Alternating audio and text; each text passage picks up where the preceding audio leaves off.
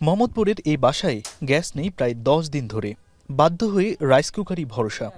এমন তীব্র সংকট চলছে পুরো এলাকা জুড়ে। মিরপুরের চিত্রও কিছুটা একই। মিরপুরে সকালে অল্প সময়ের জন্য চুলায় গ্যাস মিললেও সারা দিন আর দেখা মেলে না। সকাল দুপুর গড়ালেও রান্না বন্ধ থাকায় চরম ভোগান্তিতে পড়তে হচ্ছে গৃহিণীদের। গ্যাসে আমরা কোনো রান্নাও করতে পারছি না, গ্যাস পাচ্ছি না, 10 দিন হয়ে গেল।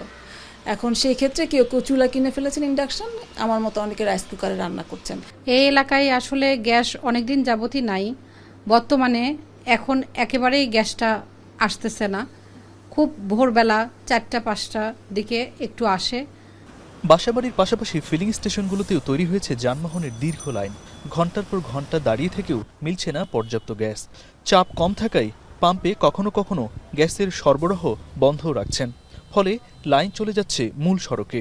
300-350 টাকার খালি ট্যাঙ্কিতে গ্যাস ঢুকে, যেখানে আমার ঢুকতো 600 টাকা এক সময়। পাম্পে গেলে 120 টাকা 100 টাকা গ্যাস ঢোকে, 2-3 টিপ মারলে শেষ, আবার লাইন ধরতে হয়। আমাদের জমা উঠাইতে পারতেছি না, আমরা বাসায় বাজার নিতে পারতেছি না। অন্য সব পাম্প তো বন্ধ, তাও এই পাম্পটা খোলা আছে, ভালোই আছে আর কি। পাম্প কর্তৃপক্ষ বলছে, চাহিদা তো দূরের কথা, পাম্প সচল রাখার মতো ন্যূনতম চাপও সরবরাহ লাইনে মিলছে না। সামগ্রিক অবস্থা মনে করেন যে খুবই ভয়াবহ। আমরা যেখানে 12-13 PSI পাতাম, সেখানে মাত্র 1 PSI পাচ্ছি, যা দিয়ে আমরা যে গাড়িগুলোতে চাহিদা সেটা মিটাইতে পারতেছি না। এই যে প্রতিদিন মারামারি হানাহানি হতেই আছে পাম্পে।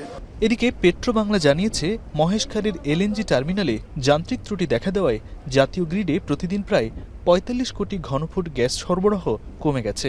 বিদেশি বিশেষজ্ঞ দল কাজ শুরু করলেও এই টার্মিনাল পুরোপুরি সচল হতে আরও অন্তত 4 থেকে 5 দিন সময় লেগে যেতে পারে।